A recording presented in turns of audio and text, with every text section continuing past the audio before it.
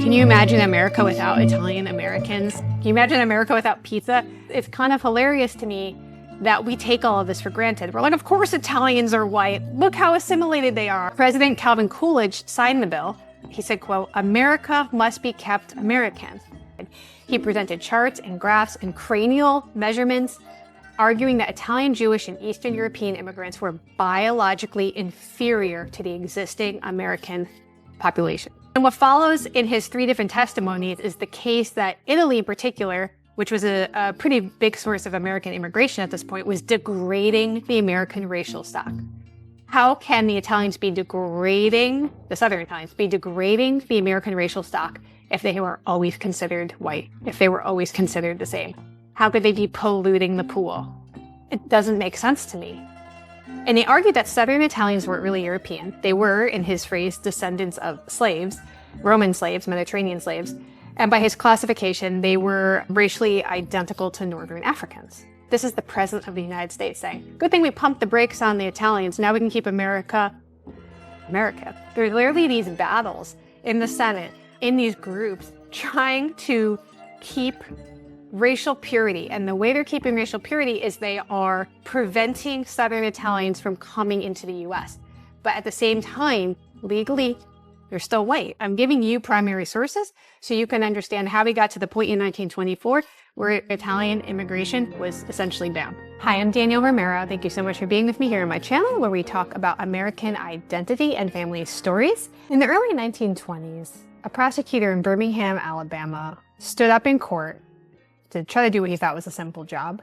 He had to prove that the woman named in the indictment sitting across from him was white, but he couldn't do it. She was a Sicilian immigrant in a relationship with a black man named Jim Rollins in Jefferson County, Alabama. Under Alabama law, that relationship was a felony called miscegenation, and the state charged Rollins for it, and the jury convicted him. But then Rollins appealed. On the appeal, the Alabama Court of Appeals actually reversed his conviction. The court found that there was, quote, no competent evidence to show that the woman in question, Edith LaBeau, was a white woman. Under Alabama's miscegenation statute, the state had to prove her whiteness as an element to the crime. It failed to do so, so they were freed. This case was called Rollins versus State. I'll leave a link to it below if you want to do a deep dive, check it out. But it exposed a problem in not only the American legal system, but the American mindset.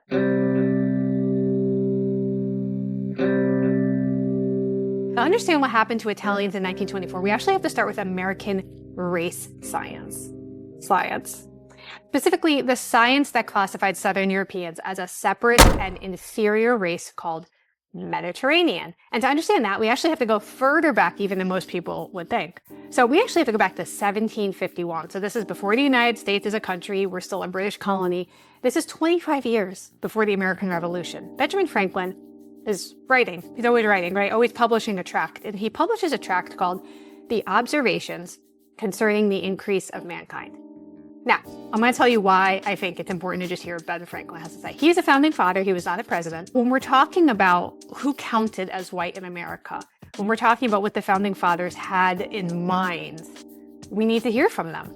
So let's hear what Ben Franklin had to say.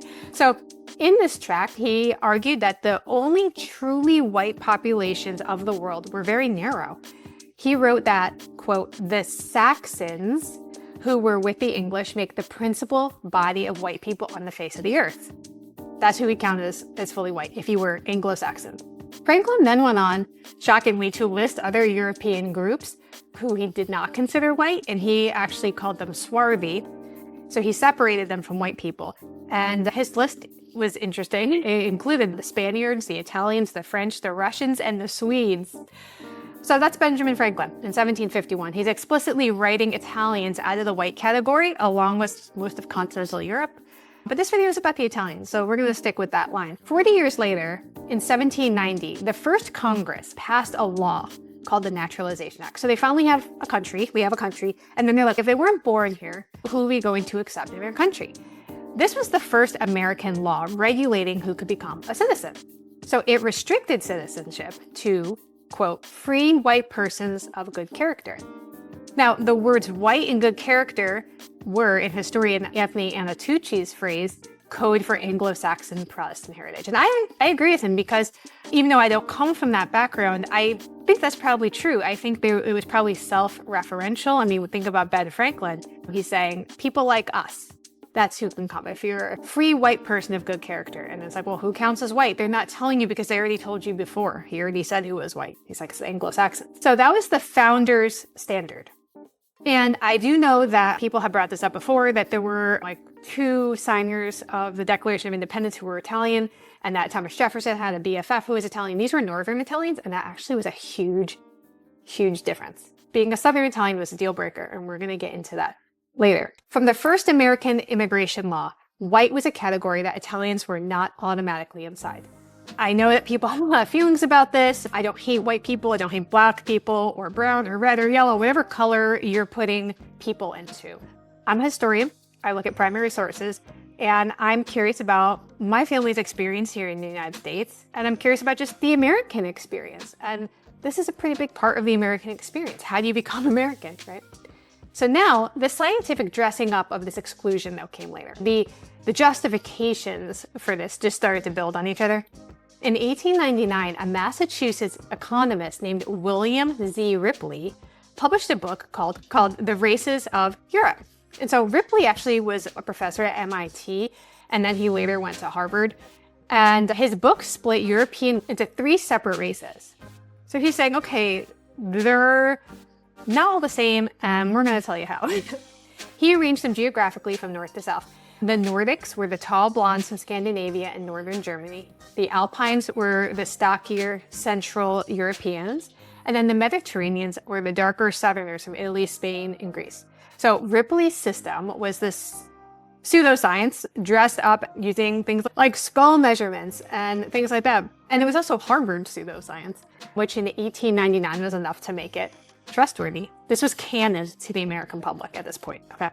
17 years later, now we're in 1916, so we're getting closer and closer to 1924. A New York lawyer named Madison Grant saw Ripley's 3 races, loved it, and added now a moral hierarchy over top. He loved what he saw, loved how it was divided up, and then he attributed even more to these separations.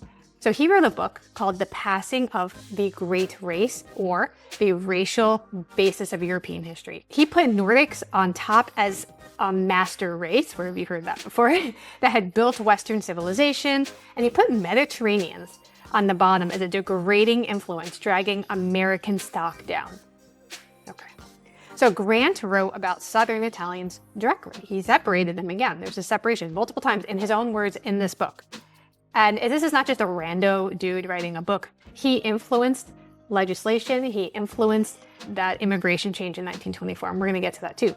I want to read you from this book a little bit. He said this, quote, "The Berbers of North Africa today are racially identical with the Spaniards and South Italians."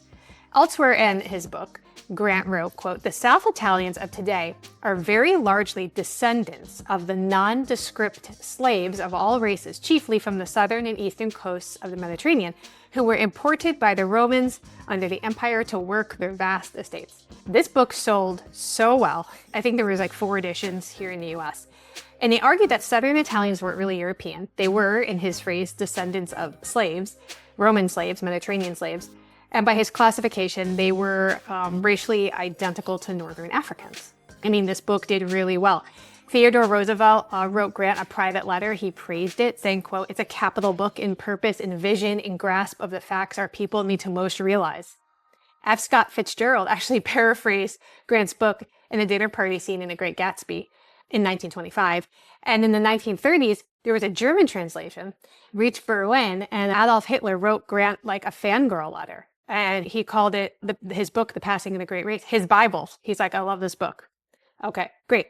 So while Grant is writing this book as a private citizen, the United States Senate was actually completing the most expensive scientific project it had ever funded. This is called the Dillingham Commission. You can go to the Library of Congress, go through all the pages. I'll leave a link to it for you. This ran from 1907 to 1911. It produced 41 volumes. Volume 5 was called The Dictionary of Races or Peoples, and it was authored for the commission by an ethnologist named Daniel Folkmar. Do you want to guess what it did with Italians? It split Italy in half. Reading from Volume 5, this is what it said. Quote, the Bureau of Immigration divides this race into two groups, North Italian and South Italian. Two groups differ from each other materially in language, physique, and character. On temperament, the dictionary attributes to an Italian sociologist, Alfredo Niceforo, two contrasting descriptions. North Italians are, quote, cool, deliberate, patient, practical, and capable of great progress in the political and social organization of modern civilization. So they're just like, we love the Northern Italians. South Italians, including Sicilians, and anyone below Rome, because remember the phrase, Africa begins in Rome, are, quote, excitable, impulsive, highly imaginative, impractical, as an individualist having little adaptability to highly organized society. Yikes. The dictionary then explains where the racial boundary was. A chain of mountains forms a boundary between two distinct ethnic groups. So there's a mountain range running down the middle of Italy, and they said the US government is saying that in its official framework, that's actually a racial dividing line. But this dictionary then makes an even more specific racial claim about Southern Italians.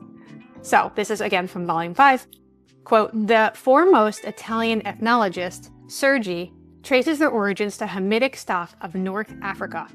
Not Negritic or true African, although there may be some traces of an infusion of African blood in the stock in Sicily and Sardinia. Okay, this is your federal government, our federal government, in 1911, describing Southern Italians as, again, North African in origin. They're saying they're not European. They're not European. Sicily and Sardinia, in particular, the commissioner's report noted, may carry, in its exact phrase, it may carry, quote, an infusion of African blood. This sounds ridiculous, right? It is, but what's going on at this time in the United States? We have the one-drop rule all over the place. I talk about this nonstop on my channel. If you had one drop of African blood or one ancestor who was considered black in America, you were legally black. This is a law that was in many, many states. It was also a law that the 1930 US federal census had for distinguishing people. So this was not just like in the South. If you were within reach of the US federal census in 1930, that's how they were separating people. Okay, so again, let's just like apply the primary sources. That is how the 1930 census was considering who was black if you had one African ancestor. And then in the same breath, we have the commission's report saying that Italians are from Africa. I'm giving you primary sources so you can understand how we got to the point in 1924 where Southern Italian immigration was essentially banned. So this is the US Senate. Again, this is not just a private citizen who's exerting influence on the government. This is the government. They're not the same as Northern Italians. They're not even European, actually. So don't worry about it, right? Now let's go to Volume 4 of the Dillingham report on the immigration of the criminal classes. Quote, an alarming feature of the Italian immigration movement to the United States is the fact that it admittedly includes many individuals belonging to criminal classes, particularly of southern Italy and Sicily. The not unfounded belief that certain kinds of criminality are inherent in the Italian race. Okay, so what we're saying now is this is actually a distinct group.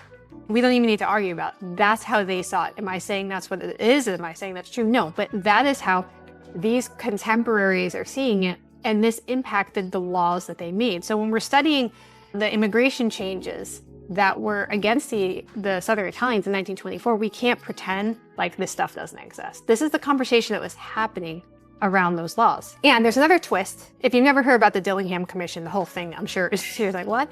But the same commission also included research from an anthropologist named Franz Boas. I've talked a little bit about him on the channel. He measured head shapes of children in Italian and Jewish communities of immigrants, and he compared them to the head shapes of their parents, and he found that the children's cranial measurements had shifted from their parents' measurements toward what he called American norms. So within a single generation of living in America. The racial measurements the eugenicists were using to prove biological inferiority were actually not fixed by biology, it was shifting by the environment. So his findings directly contradicted this racial decline thesis that the commission was trying to build. This, we're getting worse and worse, we've got to get these Italians out of here, like cut them off. And then when he found this, which my guess is just they're getting better nutrition and better food, because the reason Italians were coming over from southern Italy, it was not good over there. The economy was not good over there. The commission, though, published it anyway, and then they still ended up restricting immigration. They're like, okay, not everybody agrees with us, but we're still just gonna do what we plan to do anyway. The intellectual infrastructure was ready because the men who wanted this information, who needed this information to say certain things, were about to write a law based on it.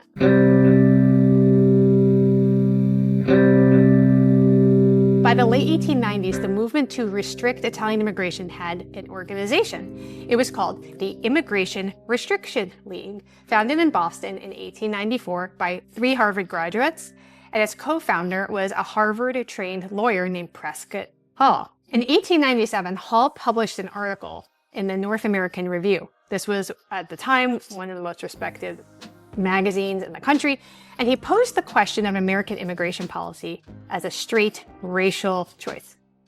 And feel free to plug in other groups in this to modernize this a little bit if you want. Quote, do we want this country to be peopled by British, German, and Scandinavian stock, historically free, energetic, and progressive, or by Slav, Latin, and Asiatic races, historically downtrodden, atavistic, and stagnant? That is literally the whole argument in one sentence. Latin, in Hall's usage, when he's saying Latin, he is using it differently than we do. He's meaning Italian, French, Spanish, and Portuguese. So in this framing, these different races were actually incapable of self-government. And we, when he's saying we, he means we, the Anglo-Saxon Protestants, get to decide. Hall's Immigration Restriction League was one of the organizational pipelines that fed into this eugenics network that eventually wrote the 1924 law, basically banning Italian immigration. Madison Grant, who wrote that book, The Passing the Great Race, he didn't write or draft the 1924 Immigration Act. He did not testify at hearings. He didn't need to. He had a network. He had influence. He had founded an organization only a few years before called the Galton Society with a man named Charles Davenport. Charles Davenport was the director of the Eugenics Record Office in New York.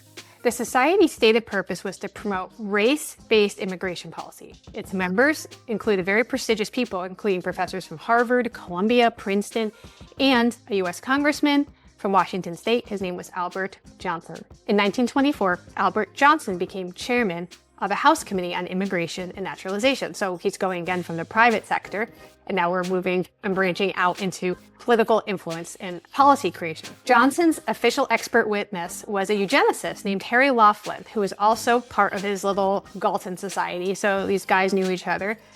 And he was also Davenport's employee in New York. There's this cluster of men that have influence in different spheres, and they were able to kind of concentrate that now in a political way to affect change. So between 1920 and 1924, Harry Laughlin appeared before Congress 3 times as the committee's, quote, expert eugenics agent. Can you imagine? That's how you're identified. He presented charts and graphs and cranial measurements, arguing that Italian, Jewish, and Eastern European immigrants were biologically inferior to the existing American population. Reading from Laughlin's first testimony. This is on April 16th, 1922. I'm going to tell you what he said. Quote, the character of a nation is determined primarily by its racial qualities. That is, by the hereditary physical, mental, and moral or temperamental traits of its people. That's his opening premise. And then what follows in his 3 different testimonies is the case that Italy in particular, which was a pretty big source of American immigration at this point, was degrading the American racial stock. How can the Italians be degrading, the Southern Italians, be degrading the American racial stock if they were always considered white, if they were always considered the same? How could they be polluting the pool? It doesn't make sense to me. Let me know if you disagree with me, how they could both be considered, they're white, they've always been white, and yet literally congressional hearings, the concern is that they are degrading American racial stock. So Laughlin's 2 main formal reports to the House were titled, quote, Analysis of America's Modern Melting Pot.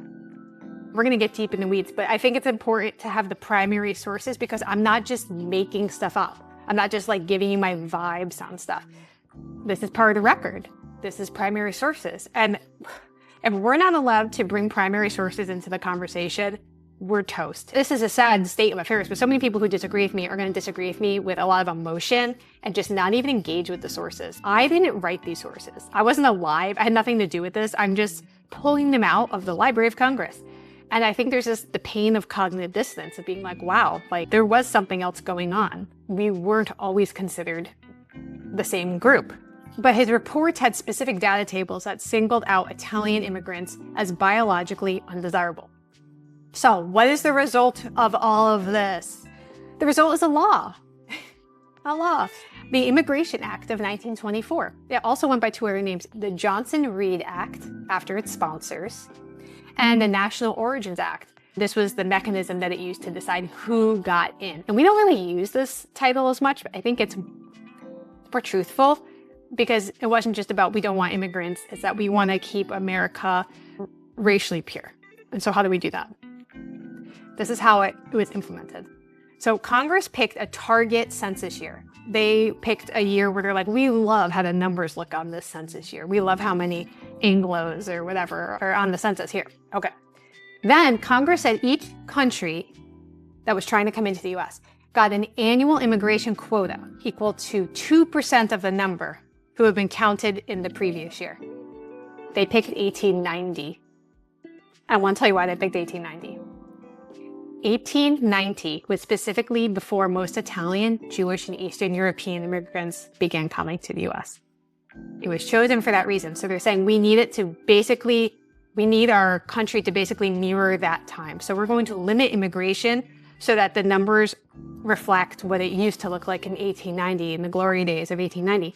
So the quotas would be pegged to the America that existed before the immigrants came. And so that's what the eugenicists were kind of getting at. So in practice, this is what happened to the Italian quota. Under previous law, the Emergency Quota Act of 1921, Italy was allowed roughly 42,000 immigrants to come here. And this is extremely meaningful to me because this is when my dad's grandpa came. It's hard for me to even imagine all the little things that have to go right or could go wrong where you just don't exist. And so if he hadn't gotten here that year, I wouldn't be here. It's history, genealogy, ancestry work. It's relevant, okay? It's relevant to who you are and where you are and how you're even here, right? So under the Johnson-Reed, though, that Italian quota dropped to 3,845. So the previous year, they pumped the brakes as much as they could, and they got it down to 42,000 Southern Italian immigrants. Once the law was in place, it was about 3,000, 4,000 immigrants. So that was a cut of more than 90% effective immediately. And the political cartoons from this era show you that. They show you that. This is how American immigration law explicitly ranked countries by racial groupings of who they considered acceptable. Southern Italy was not on that list. Now, President Calvin Coolidge signed the bill May 26, 1924. He said, America must be kept American. Everybody in the room understood what he meant by that. But I want you to think about Italian Americans. Can you imagine America without Italian Americans? Can you imagine America without pizza? It's kind of hilarious to me that we take all of this for granted. We're like, of course Italians are white. Look how assimilated they are. Look how much they're just like all the other white Americans. And that was not the case for your great-grandparents. Not the case. That is not how they were perceived. It's not their experience. For the most part, obviously people have different experiences and also share different things with their children and may choose not to share those painful experiences as well. But this is the president of the United States saying, good thing we pumped the brakes on the Italians. Now we can keep America, American. Grant, the man who wrote the book, The Passing of the Great Race, believed that he had personally saved the American Nordic race from the moral failure of Southern Italian immigrants. He was right about the law, though. It cut Italian entry to a trickle for the next 41 years. 41 years. But this is the strange thing. Italians who were already in America were on paper still legally white. This is what I'm talking about. There's literally these battles in the Senate, in these groups, trying to keep racial purity. And the way they're keeping racial purity is they are preventing Southern Italians from coming into the US. But at the same time, legally, they're still white. This is a contradiction. If you're looking at your family on the census, if you have Southern Italian heritage, that side of the family is most likely going to be listed as white.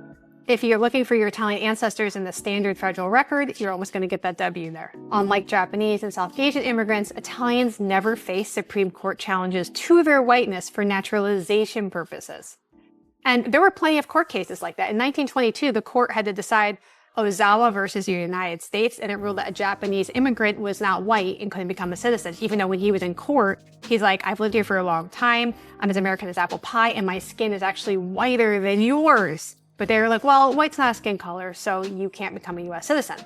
1 year later, 1923, the same court, actually the same Justice Sutherland, decided the case United States versus Bhagat Singh Thind, and it ruled that a Sikh man from Punjab was not white, even though scientific classification of the day called him Caucasian. So he was a Caucasian man, and he said, well, that means I'm white. And the judge was like, no, skin color doesn't make you white, and being Caucasian doesn't make you white. And then they're like, well, what makes you white? But Italians never had to fight a battle at the federal level, because in the eyes of federal naturalization laws, Italians were permitted in. And yet, their experiences were very different from that. March 14th, 1891, New Orleans. 11 Sicilian immigrants were pulled from parish jail after being ruled to be innocent by a mob of several thousand people, and they were marched to a nearby location and lynched. This was the largest mass lynching in American history up until this point. The New York Times editorial the next day described the victims as, quote, sneaking and cowardly Sicilians, the descendants of bandits and assassins. Where do you think this kind of language is coming from? Well, it's coming from our governments. We've seen how the government was talking about them at the time. Theodore Roosevelt, who at that point was a private citizen, wrote in a letter to his sister that he considered this lynching, even though the men were ruled innocent in court of law, rather a good thing. When the Italian government protested and briefly recalled their ambassador afterwards, President Benjamin Harrison had to pay $25,000 indemnity to the Kingdom of Italy. But nobody got prosecuted for it. Nobody got in trouble. They were just like, sorry for killing your people. Here's some money. Okay, so that was in New Orleans. Let's go to Summerall, Mississippi, 1907. Families in this town of Summerall tried to enroll their children in the local public school. The white parents refused, arguing that Sicilian children were not white enough to go to the white school. And one of the phrases that came out of the fight was direct enough that it became actually the title of a modern academic study of the incident. And it was, quote, we ain't got no desks for Dagos. When the Sicilian community pushed back, a Sicilian man was attacked in the street and badly beaten. Ray Stannard Baker, who was a journalist for the American magazine, went to Mississippi. He reported on the story, and his finding was that in 1907, Mississippi, whether a Sicilian child could sit at a desk in a white school just depended entirely on whether the local white community decided to allow it. American law was building this definition of white in real time, making adjustments as it felt like it needed to at every level of the system, but it kept coming to different answers about who was white depending on the applicant in the courthouse and maybe what the weather was like. You know what I mean? There was no rhyme or reason to it. So to me, the paradox still stands. You could have your great-grandparents coming from Italy, classified on the census as white, but not be allowed to attend a white school. And maybe that's in Mississippi, and maybe it was okay in New York. But it's like there was not a uniform monolithic experience for the Southern Italian immigrants here in the US. Madison Grant died in 1937, again, believing he won because the federal quotas were in place when he died. The federal quotas were not lifted until 1965. That's when my mom was 4 years old. His book got 4 editions. He got a fan letter from Hitler. Okay. Then the war happened.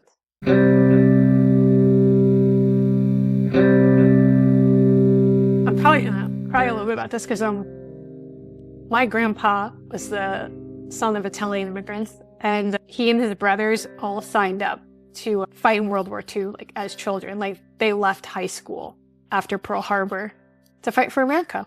It's a bittersweet story, okay? So roughly 500,000 Italian Americans served in the U.S. Armed Forces during World War II. And they came home as veterans. They had the GI Bill, the FHA-backed mortgages, VA loans, all that stuff, help them to move out of Little Italy's, that's where my family had lived, in Little Italy in New York, and move into more suburban places and have a home and things like that. The post-war programs were structured that they included white ethnics and Italian Americans, Black Americans were obviously systemically excluded from a lot of this. If you look into the issues with the GI Bills, things like that, they were only allowed to go to HBCs, historically Black colleges, and things like that. So it was definitely a two-sided policy, and I really do think this is what helped consolidate Italian Americans into full American whiteness. Because again, I disagree with putting people into color groupings. My Italian grandpa was like as dark as I think you could physically be without being Black. Like if we're talking skin color. But it wasn't about how you looked. It wasn't about how you looked. It was about the definition of white changing in America, and it had very clearly changed when we go back to Ben Franklin's perspective at the very beginning of our country. In 1952, Congress passed something called the McCarran-Walter Act, which loosened that quota that had been restricting Italian immigration. And then in 1965, finally, the Immigration and Nationality Act, sometimes called the Hart-Celler Act, ended that origin system entirely. So by 1965, this argument was over, so to speak. Italians were white on paper, in practice, and mostly in perception. I would say whiteness in 1924 was contested for Italians. I have the sources I've shared with you. I think the architects they did want to shrink who was white, and they wanted to shut Southern Italians out. We had federal immigration law cutting up Italian entry by 90%. We have race scientists. We had the Dillingham Commission, who insisted that Southern Italians belonged to this lesser Mediterranean race. And we had this lived reality where Southern Italians were white on paper, but in practice not always treated that way. I have a playlist on my channel of interviewing many people from all walks of life who have Southern Italian heritage, and some prolific authors and professors and things like that, talking about their families' Italian-American experiences in New Orleans and Chicago, and even my dad's own experience in New York. I've interviewed him, and I'd love for you to check that out. Some of the primary sources, I will leave a link to those below. I'd love for you to check them out. Please don't take my word for it. Primary sources are meant to be discussed, and we can argue over them and contextualize them, and I invite you here on my channel if we don't agree. I want you to be here if we don't agree. Now, if you call me slurs or get really ignorant and aggressive, you're not going to be welcome anymore. But I do want to have a conversation. I think the important part for me is I want to be able to share the records that seem to be put in the shadows for whatever reason, trying to explain our family experiences and our family stories.